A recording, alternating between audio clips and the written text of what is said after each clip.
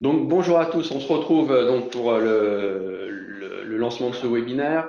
Donc s'il y a des personnes qui viennent de nous rejoindre, bienvenue à vous. Je suis Arnaud Carré, je suis le responsable du pôle éducation en fait chez GoFluent et je me trouve en présence distancielle donc avec Hélène Duranton qui est responsable des langues entre autres au sein de l'école Schema et qui se trouve aujourd'hui physiquement dans le sud de la France donc sur le campus de Sophia Antipolis. Bonjour Hélène. Bonjour Arnaud et bonjour à tous. Donc soyez les bienvenus. Peut-être que certains d'entre vous en fait ont déjà assisté à un séminaire un petit peu identique. En fait, on a organisé la première session de ce webinaire il y a 3 semaines maintenant au sein d'une école de jeux vidéo. Et là, l'idée c'était de garder un petit peu le même fonctionnement, mais d'être dans un autre type d'école. Là, Schema, c'est une école de commerce que vous connaissez certainement, avec différents campus. Elle va en parler. L'idée, c'est vraiment de partir d'un besoin exprimé au sein d'une école, voir quelles étaient les attentes, comment est-ce que GoFluent y a répondu et pourquoi est-ce qu'on a été sélectionné, et puis de faire un bilan sur un cas vraiment concret plutôt que simplement parler exclusivement de nous. Voilà, c'est pourquoi j'ai demandé à Hélène de bien vouloir participer. Je vais tout d'abord vous présenter GoFluent et puis ensuite Hélène vous parlera plus spécifiquement de Schema, qui sont les étudiants, etc. Et puis après, on fera vraiment un focus sur ses besoins et puis comment est-ce que GoFluent y a répondu. Alors, vous connaissez peut-être déjà un petit peu GoFluent, juste pour en parler très rapidement. On existe aujourd'hui depuis 19 ans, une société française. On est aujourd'hui implanté dans une quinzaine de pays en Europe, mais également en Asie et aux Amériques.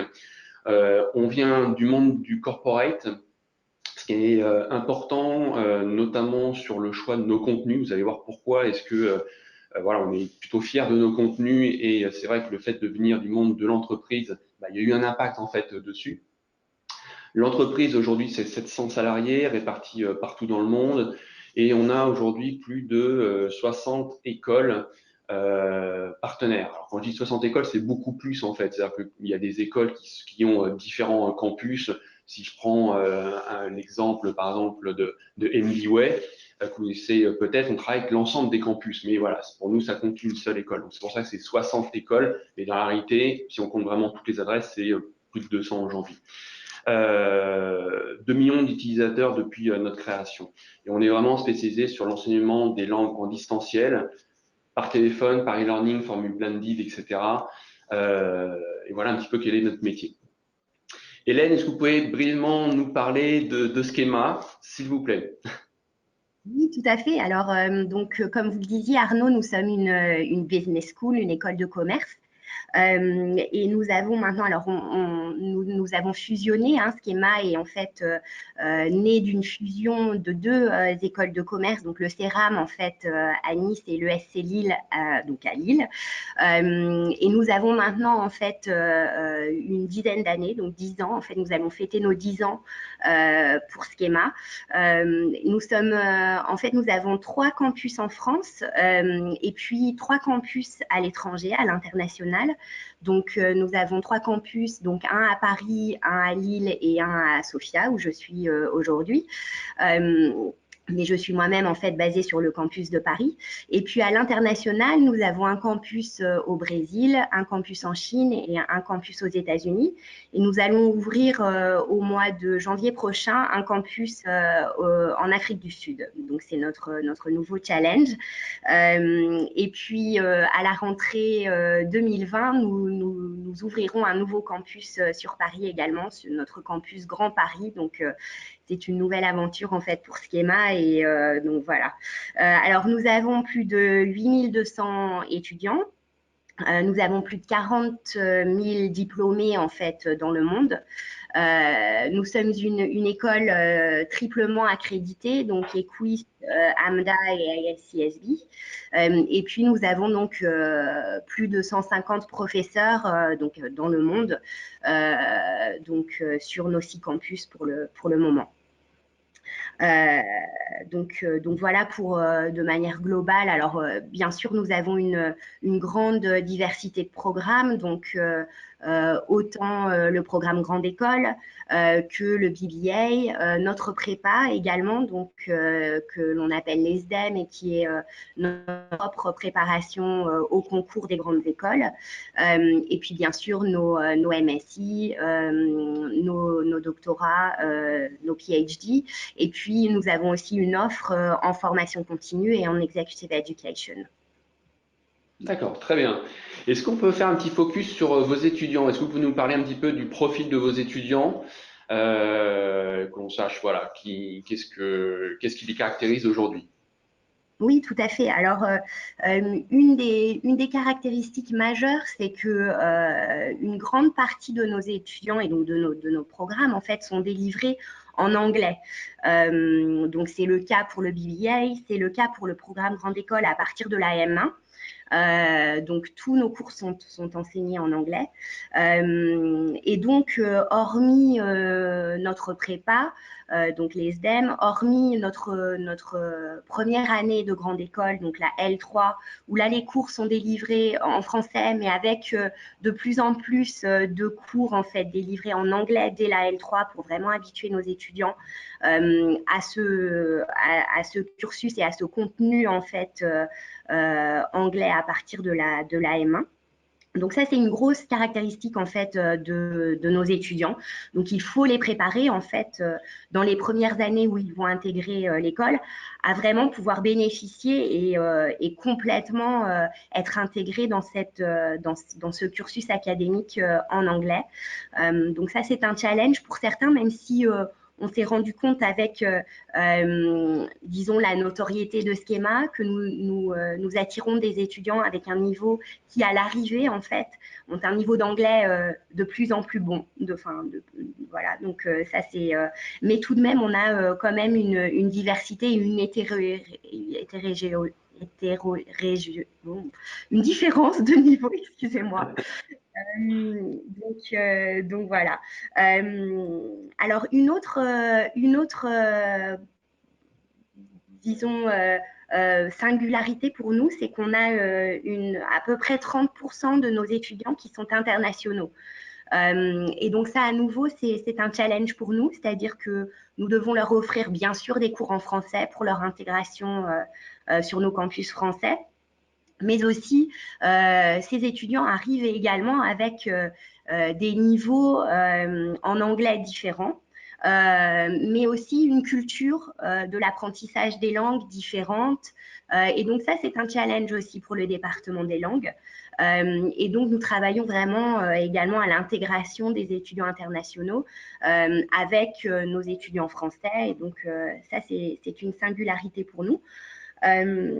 Une autre différence, peut-être différenciation, c'est donc dû à nos campus en Chine et au Brésil. Nos étudiants doivent obligatoirement étudier dans leur première année en fait avec nous dans le programme Grande École, donc en L3, doivent obligatoirement apprendre soit le chinois, soit le portugais. Et donc nos étudiants en fait en L3 ont trois langues, donc l'anglais qui est obligatoire, une LV2 qui est en général une langue qu'ils ont déjà étudiée, donc au collège ou au lycée, donc ça peut être l'espagnol, l'allemand, l'italien, le chinois, qui est étudié de plus en plus par nos étudiants, l'arabe également. Et puis une LV3, et là ils doivent choisir en fait entre le chinois et le portugais. Donc ils n'ont pas de choix, c'est obligatoirement le chinois et le portugais. Donc ils arrivent et ils étudient trois langues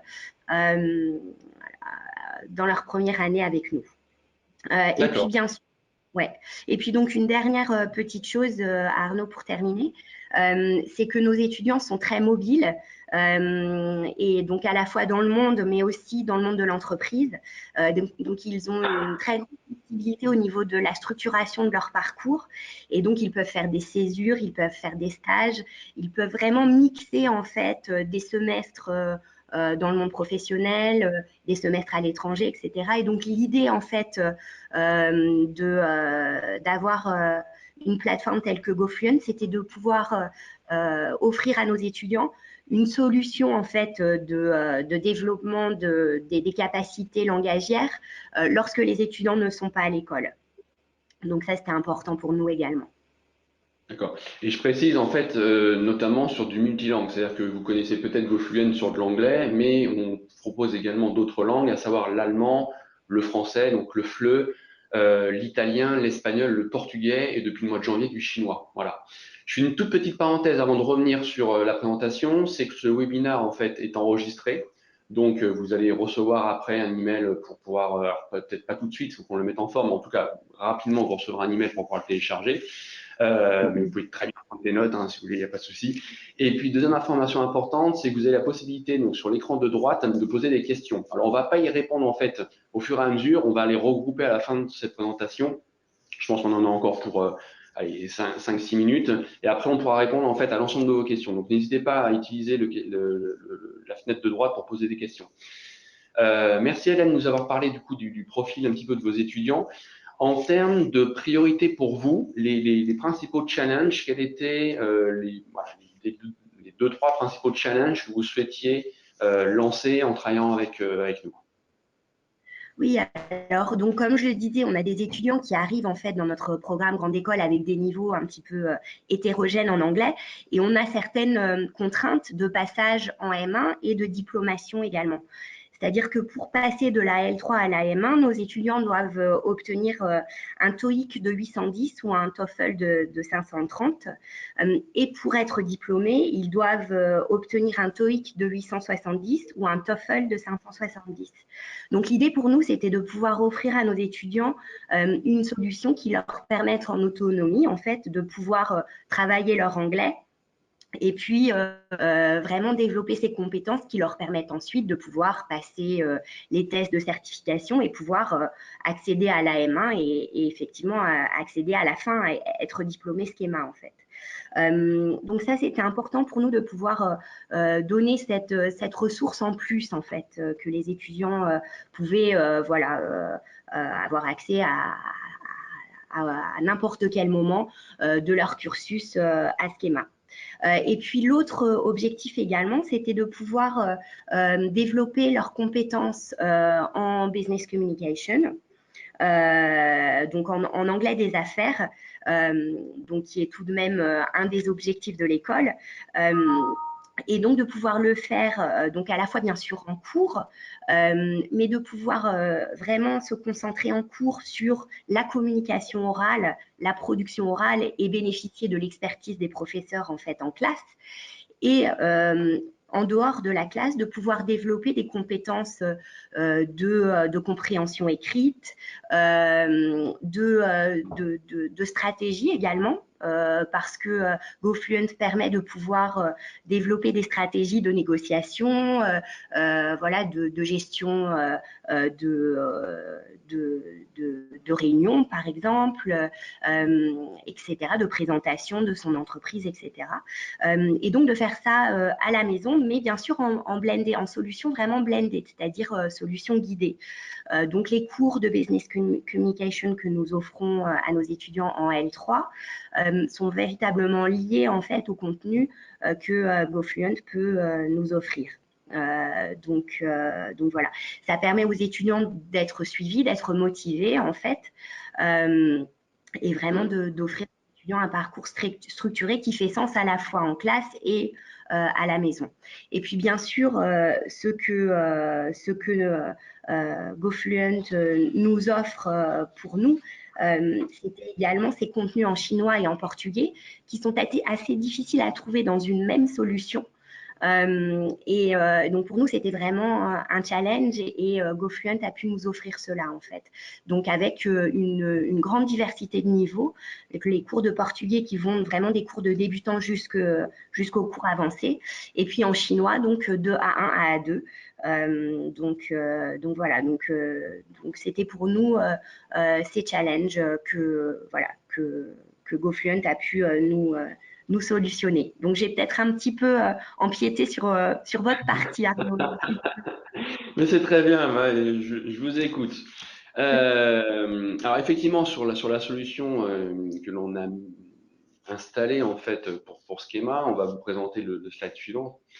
Comme l'a dit Hélène, en fait, donc l'idée c'était vraiment que les étudiants travaillent principalement à l'oral quand ils sont physiquement, on va dire, à l'école, et qu'on intervienne nous sur toute la partie, on va dire, distancielle, où il n'y a pas besoin forcément d'être assis dans une salle et de communiquer avec un professeur. Donc on a mis en fait des parcours structurés. Ce qu'il faut comprendre, c'est que dans nos contenus, au moment où on a bâti la solution, on s'est dit, mais finalement, qu'est-ce qui peut nous démarquer des autres solutions qui existaient et qui existent toujours?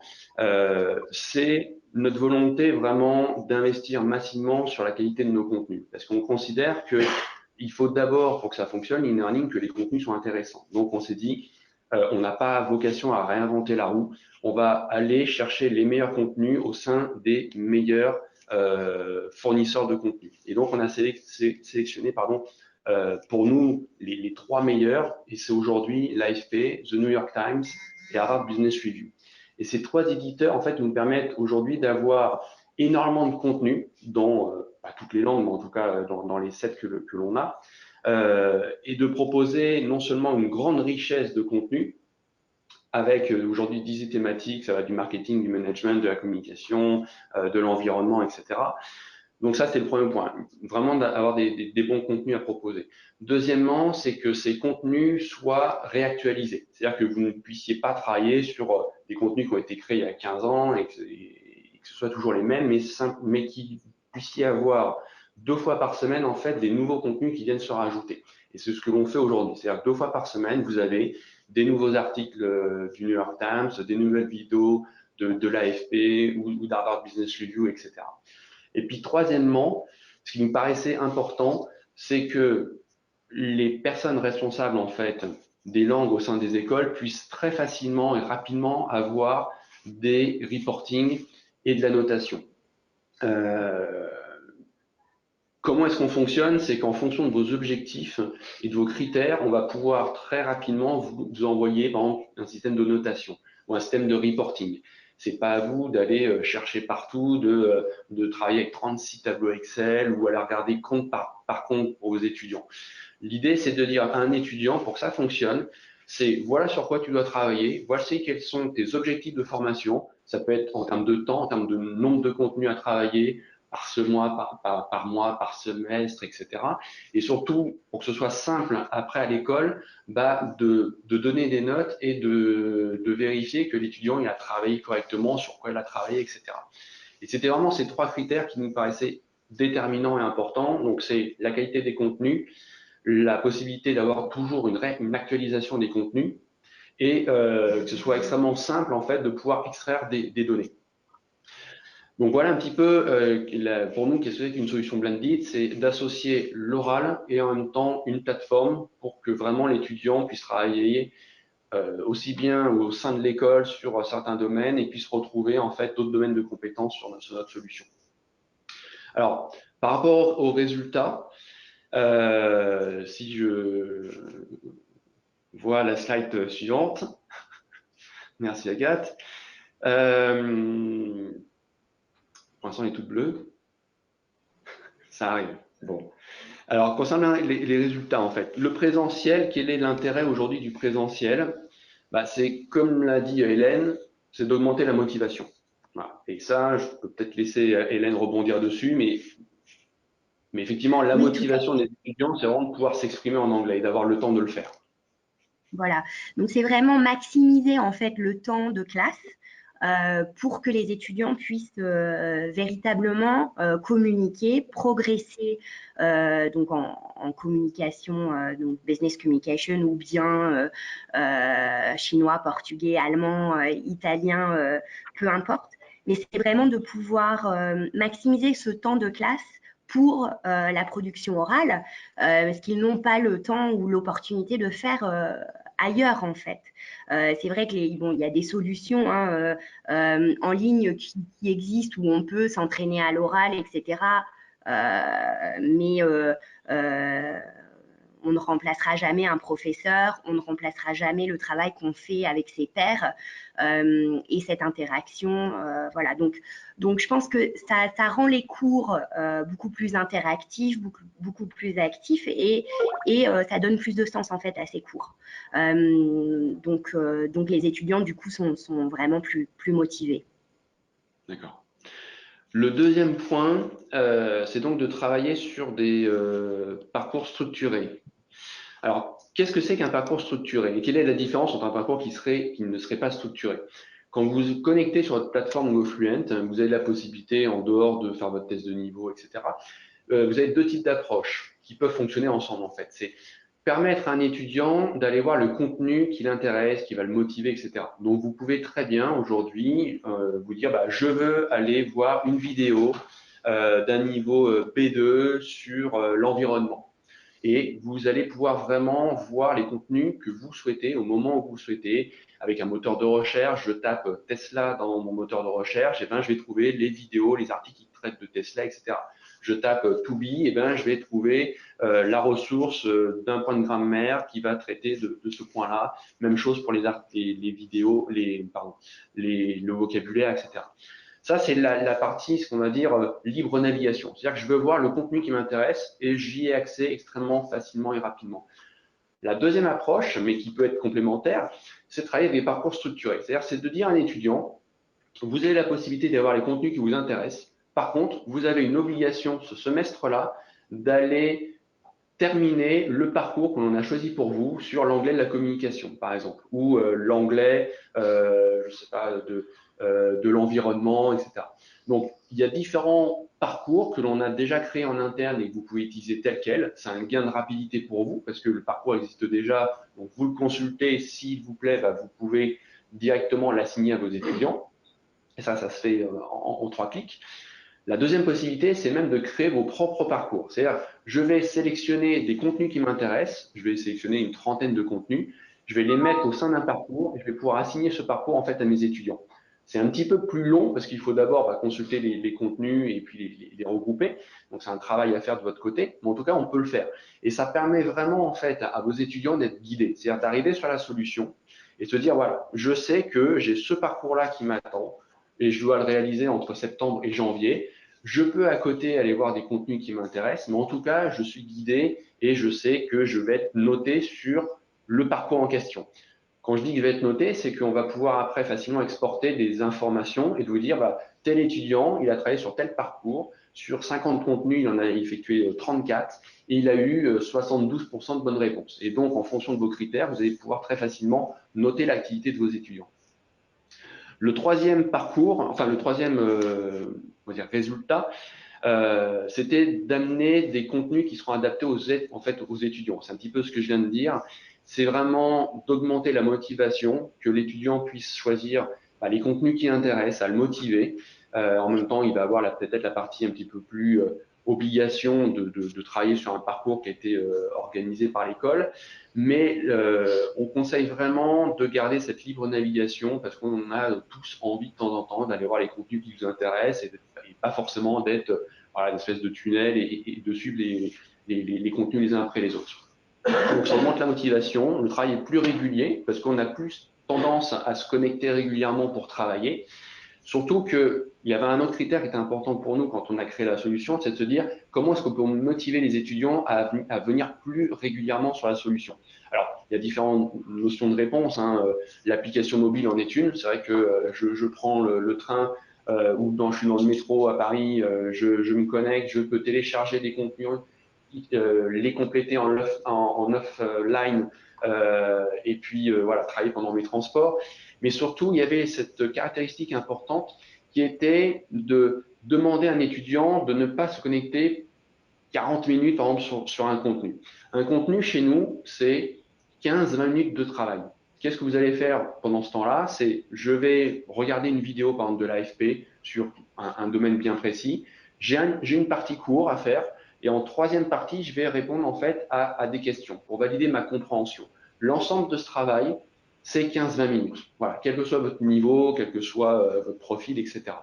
Et ça nous permet important en fait de garder cette durée parce qu'on sait par retour d'expérience que si on demande à un étudiant de se connecter 3/4 d'heure sur un contenu, l'utilisation en fait va baisser fortement. D'une part parce que la concentration va baisser, vous pouvez pas retenir l'ensemble d'un cours quand il dure 20 minutes et quand il dure 45 minutes, vous allez forcément perdre des connaissances. Et surtout, vous êtes beaucoup moins motivé à revenir sur la solution régulièrement parce que vous savez qu'à chaque fois que vous allez vous connecter, ça va durer 45 minutes. Là, ça dure 20 minutes. Et donc, ça permet vraiment de se connecter beaucoup plus régulièrement sur, voilà, sur un travail en fait qui est demandé de 20 minutes. Voilà. Est-ce que vous avez peut-être des points sur lesquels rebondir, Hélène, ou j'étais Non, plutôt clair? non, vous avez été très clair. Et juste peut-être pour rebondir sur votre point, qui est de faire un mélange entre à la fois peut-être designer un parcours, donc soit choisir l'un de ceux que vous avez déjà à disposition, ou bien d'ailleurs on a la possibilité de créer les nôtres en fait. Et en même temps laisser la liberté aux étudiants de pouvoir également piocher faire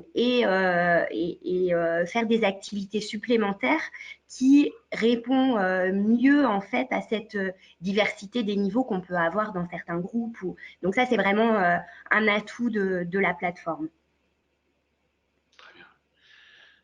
On va passer au slide de la conclusion. Je vais laisser la parole à Hélène. Alors, c'est vrai que c'était pas prévu. Normalement, on devait directement passer vos questions. On se dit, mais tiens, on va peut-être faire une conclusion et de donner la parole en fait à un client. Juste pour faire un petit peu sourire. Si vous êtes très attentif, sur la photo, vous allez peut-être retrouver Hélène. Voilà, je ne vous dis pas où. Il y a un jeu qui s'appelle Chercher Charlie. Bah là, il faut chercher Hélène. Donc voilà, je vous laisserai regarder. Si vous avez envie de la retrouver, n'hésitez pas. Et je vous laisse la parole.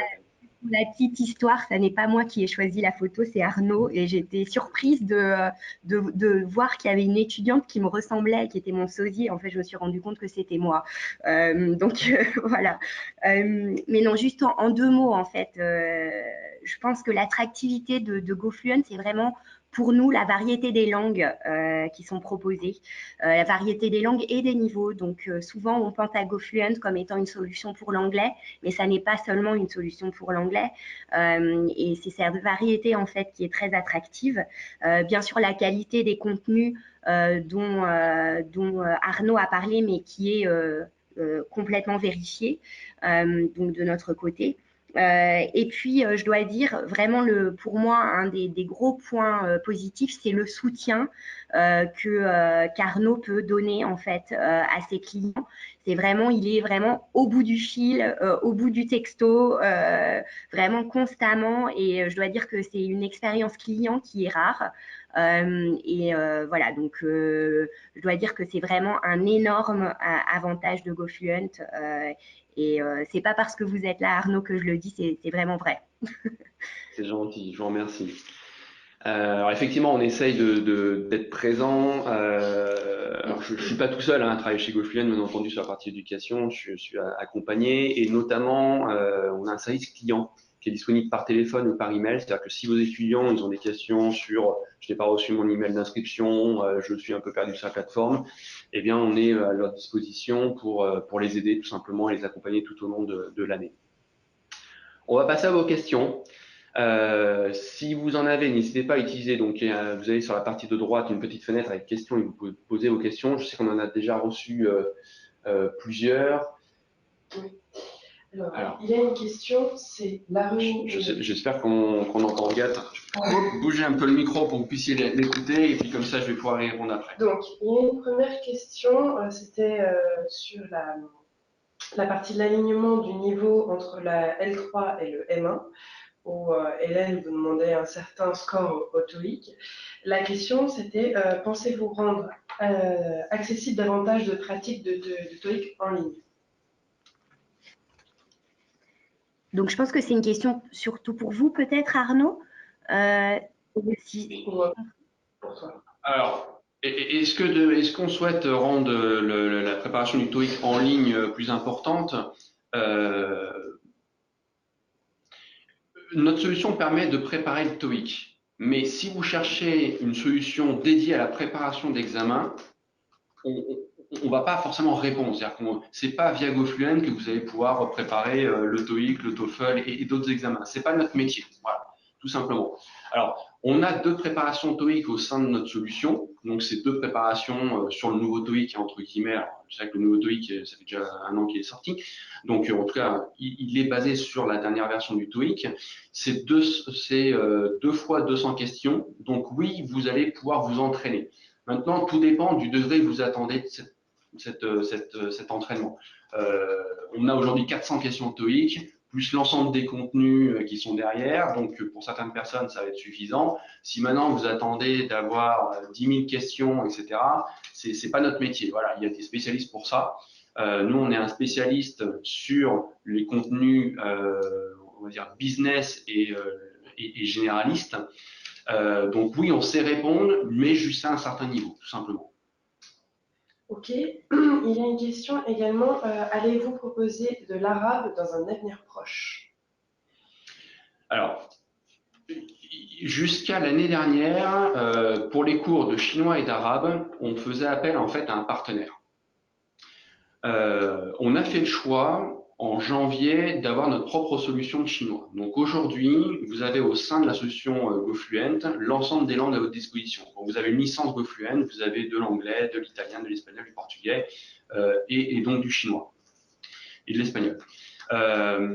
L'idée, bien sûr que ça, enfin, on aimerait bien avoir plein de langues, en avoir beaucoup plus, et moi le premier. Aujourd'hui, on n'a pas dans les cartons une solution d'arabe. Voilà, on n'est pas en train de travailler sur le développement de l'arabe. Est-ce qu'un jour on l'en fera? Oui, peut-être. Aujourd'hui, voilà, on a fait le choix d'arrêter de travailler avec ce partenaire pour plusieurs raisons. Et la première, c'est que le chinois était beaucoup plus demandé que l'arabe et qu'il y a quand même très peu de licences en arabe que l'on a ouvertes avec ce partenaire. Donc, on a arrêté de travailler avec eux et on a intégré le chinois aujourd'hui chez GoFluent. Voilà. Ok. On nous demande également si on a développé le niveau C1, C2 sur de l'espagnol. Oui. Ouais, ça à jour. Alors, effectivement, quand on a lancé il y a aujourd'hui plus de 18 mois le multilangue, c'est vrai qu'au mois de septembre 2017, on s'est lancé, donc on a ouvert les 5 nouvelles langues en même temps. Effectivement, on n'a pas pu couvrir du A1 jusqu'à du C2, ce qui n'est plus le cas aujourd'hui. Donc aujourd'hui, vous êtes sur du multilangue, sur l'ensemble des niveaux, en tout cas jusqu'à du niveau vraiment très très élevé sur toutes les langues. Voilà. Alors, j'ai une autre question. Est-ce qu'il est simple d'exporter des données et d'avoir des résultats sur les différents critères?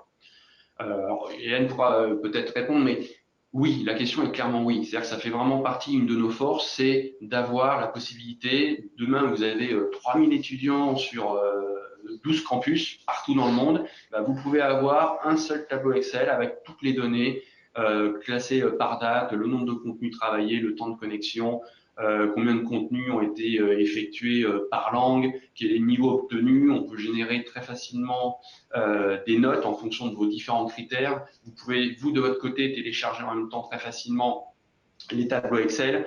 On a rajouté en fait maintenant un outil de notation. Donc vous rentrez simplement vos critères dans votre accès, on va dire administrateur, et vous pouvez exporter quand vous le souhaitez 24/7 toutes les informations. Donc oui, c'est clairement une de nos forces aujourd'hui, c'est de pouvoir gérer un volume important. Il y a encore une question. Est-ce que vous donnez un certificat de niveau à la fin d'un parcours? Alors, pas de certificat en tant que tel. C'est-à-dire qu'on ne va pas vous remettre un document attestant que vous avez tel et tel niveau, parce que vraiment, pour attester un niveau, on considère qu'il faut vraiment passer un examen. C'est-à-dire qu'il faut vraiment rentrer dans quelque chose d'important, etc. Maintenant, quand vous commencez votre formation, vous avez un test de niveau initial. Si je prends par exemple le cas de l'anglais, ça dure 30 minutes, c'est un test qui est chronométré, qui est adaptatif, etc. Donc vous avez un niveau vous avez un niveau en fait au début de votre formation. Vous pouvez repasser un autre test à la fin de votre formation. On va pouvoir calculer votre progression, etc. Maintenant, voilà, encore une fois, tout dépend de ce que vous souhaitez. Si vous souhaitez simplement connaître votre niveau, on a les outils pour. Si vous voulez une validation avec un test qui dure 2 heures et que ce soit certifié dans des conditions réelles d'examen, non. Et une autre question, est-ce que, alors c'est peut-être plus pour Hélène, est-ce que le temps passé sur la plateforme des étudiants est un critère de notation pour vous? Alors, donc c'est une bonne question. C'est quelque chose qu'on avait mis en place au début, en fait, au premier semestre, et qu'on a du coup, en fait, d'une certaine manière, mis de côté. Parce que le problème, c'est que si ce temps a une importance assez grande dans la notation, le problème, c'est que les étudiants se connectent et ne font rien. En fait, voilà, ils se connectent, ils ne sont pas actifs forcément, mais le temps d'étude ou de connexion est compté comme un temps de connexion valable ou valide. Donc en fait, nous, on a décidé de ne pas travailler comme ça après avoir fait cette première expérience, mais plutôt de travailler avec donc soit bien sûr l'idée de compléter le parcours sélectionné, ou bien un nombre d'activités, voilà, avec tel type d'activité. Par exemple, par semaine, il faut faire 6 activités, dont 2 vidéos et 2 activités de grammaire et 2 activités de vocabulaire, par exemple. Après, ça dépend vraiment de ce que vous voulez faire, hein. On a fait des choix différents selon nos populations. Donc le nombre d'activités et le taux de succès, en fait, si je ne me trompe pas, hein. Oui, c'est bien ça.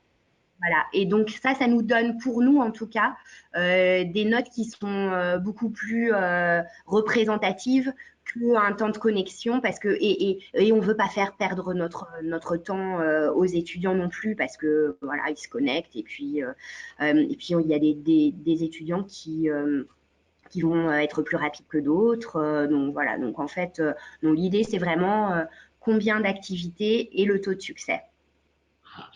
Effectivement, le temps de connexion, ça peut être un des critères, mais il doit forcément être beaucoup moins important, il doit être pondéré par rapport au reste. Généralement, nos clients utilisent 3 critères. Ça peut être le temps, le nombre de contenus et le pourcentage de réussite. C'est ce que je viens de dire, Hélène. Le temps ne peut pas compter pour 33% de la note. Généralement, moi j'ai un client, donc pour pas le citer, l'EM Strasbourg. Il y a ces 3 critères. Simplement, le temps, c'est coefficient 1. Le nombre de contenus et le pourcentage de réussite, c'est coefficient 5. Voilà. Alors, quand un étudiant se connecte, s'il ne fait rien, on va couper la connexion au bout de 20 minutes. Quand je dis couper la connexion, c'est pas qu'on va pas lui fermer sa fenêtre. Simplement, on va arrêter d'enregistrer le temps de connexion sur nos serveurs. Donc, si je me connecte et que je vais regarder la télé, au bout de 20 minutes, je vais toujours avoir mon écran. Simplement, je vais arrêter, moi, de compter le temps de connexion. Donc ça, c'est un premier facteur, en fait, pour réduire, je veux dire, je vais pas dire la triche, ce serait vraiment trop fort. En tout cas, voilà. En tout cas, les personnes qui travaillent pas correctement.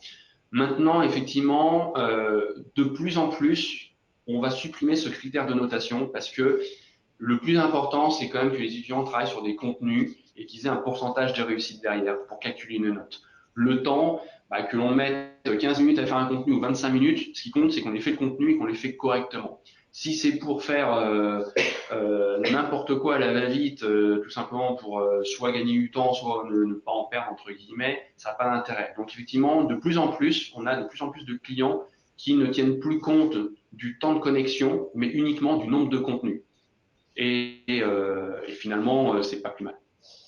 Il y a une question. À l'époque, donc visiblement, c'est une personne qui a déjà travaillé avec nous et qui nous disait qu'on ne pouvait pas contacter les élèves directement depuis la plateforme. On devait copier les adresses email des élèves et les contacter depuis leur propre boîte mail. Est-ce que c'est quelque chose qui a changé aujourd'hui sur la plateforme? Alors, aujourd'hui, vous ne pouvez pas, imaginons que vous soyez professeur, vous ne pouvez pas envoyer un message directement à un étudiant via notre solution. Vous pouvez très bien lui envoyer un email, vous pouvez exporter des données et vous dire tiens, tel étudiant, je vois que ça fait 2 mois qu'il n'a pas travaillé, je vais lui envoyer un email, effectivement, vous ne pouvez pas envoyer un message. Il n'est pas prévu qu'on fasse cette modification-là.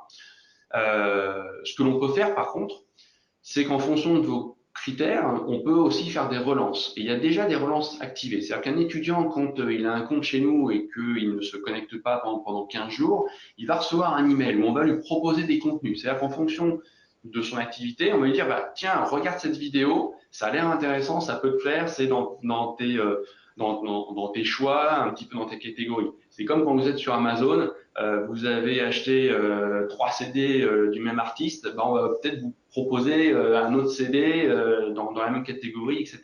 On fonctionne comme ça, c'est-à-dire qu'on a une intelligence artificielle qui fait qu'en fonction de ce que vous avez regardé, on va vous pousser des contenus qui sont les plus susceptibles de vous intéresser. Donc il y a déjà cette relance qui est activée. Après, on peut avec vous travailler peut-être sur un email de template en disant bah, tous les 2 mois, j'envoie un email avec le logo de mon école dans ma charte graphique pour dire bah, connectez-vous, n'oubliez pas qu'il vous reste 2 mois avant la fin de votre semestre pour travailler, etc. Donc on peut faire différentes choses. Effectivement, sur l'aspect purement j'envoie un message via la solution, aujourd'hui ça ne le fait pas, parce que ça obligerait vraiment en fait les professeurs, les responsables de langue à faire de l'individualité. Or, c'est compliqué. Je prends le cas d'Hélène. Lorsque vous avez des milliers d'étudiants, vous n'avez pas le temps de vous connecter, de savoir ce que Martin il a fait la semaine dernière, et tiens, je vais lui envoyer un petit email.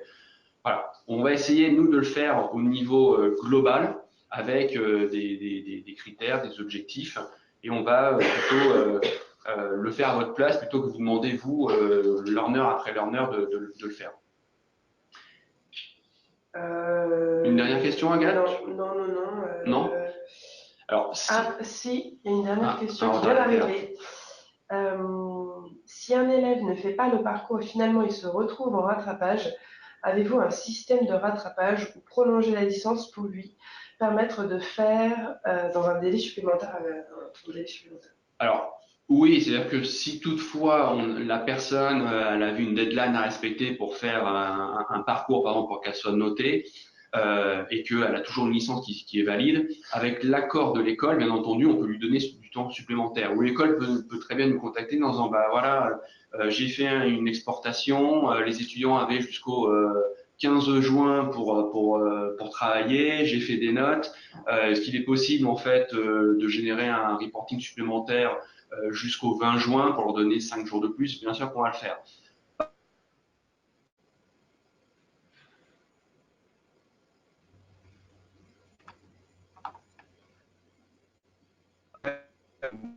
Nous informe, c'est-à-dire qu'on ne va pas par défaut donner du temps supplémentaire. Il faut que ce soit un accord avec l'école parce que bah, c'est pas un nouveau contrat, mais on peut le faire bien entendu. Mais voilà, il faut qu'on en discute avec le client, avec l'école pour donner peut-être du temps supplémentaire. Mais oui, c'est quelque chose où on peut le faire assez facilement, bien entendu. Une dernière question? Non, c'est tout. C'est tout. Alors, si toutefois vous aviez d'autres questions, n'hésitez pas à me contacter. Vous avez dans la slide qui va venir en fait mon adresse email. Donc, je suis à votre disposition. Vous pouvez soit me contacter, soit m'envoyer un email. Il n'y a pas mon numéro de portable qui s'affiche, mais je pourrais à la limite vous le donner. Donc, c'est le 06 20 81 53 14. 06 20 81 53 14. Mon adresse email, je peux bien sûr, on peut en reparler par téléphone, on peut se rencontrer facilement. Voilà. On arrive à la fin de cette session. Je voudrais vraiment remercier Hélène de sa participation. Donc un grand merci Hélène d'avoir accepté de témoigner du temps que vous nous avez consacré. Et puis, je vous donne peut-être rendez-vous à une autre fois. Alors là, on arrive un petit peu à la fin de l'année scolaire, donc il y a plus de chances pour qu'on se revoie en septembre ou en octobre que le 15 août, mais pourquoi pas. En tout cas, un grand merci de votre présence et un grand merci surtout à Hélène d'être venue, tout simplement. Avec plaisir et merci de m'avoir invité Arnaud et puis bonne journée à tous et puis surtout je voulais dire de la même manière si vous avez si Arnaud vous avez besoin de témoignages de ma part ou de me mettre en relation avec des clients potentiels, surtout n'hésitez pas.